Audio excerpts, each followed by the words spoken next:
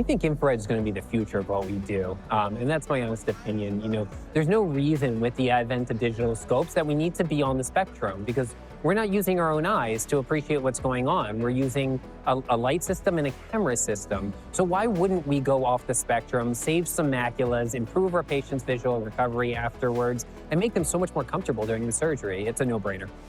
I used to worry when the patients would come in and I'd be like, okay, well, this is a 4+ NS cataract.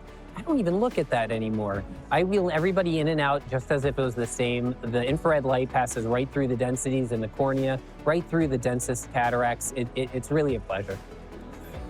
The IR feature is very interesting. First of all, because there's no light on the eye, you don't have the patient squeezing or the Bell's reflex phenomenon of the eye rolling up in the back of the head. So the eye is more centered in your surgical field, and it's more comfortable for the patient, which puts everything at ease.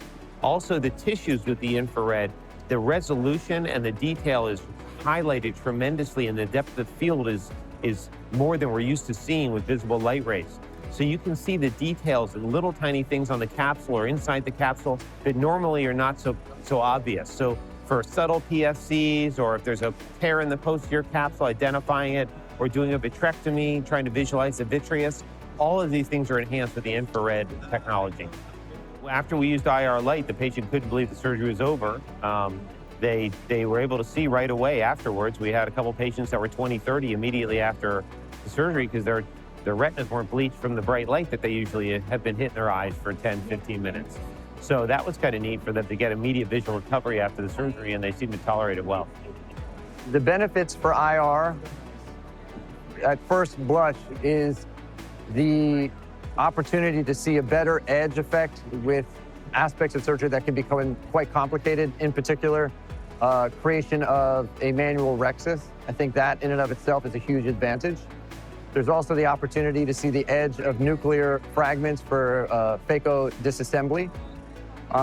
And beyond that, I also feel that with reduced illumination and using the IR, there's going to be a much more comfortable surgical experience from the standpoint of a patient. I did query my patients, especially after starting to initiate using the infrared light. And the question that I asked them is, was this a comfortable experience for you? And it was an unequivocal yes. Everybody was very comfortable. Their visions afterwards were so much better, especially at that postoperative hour 1.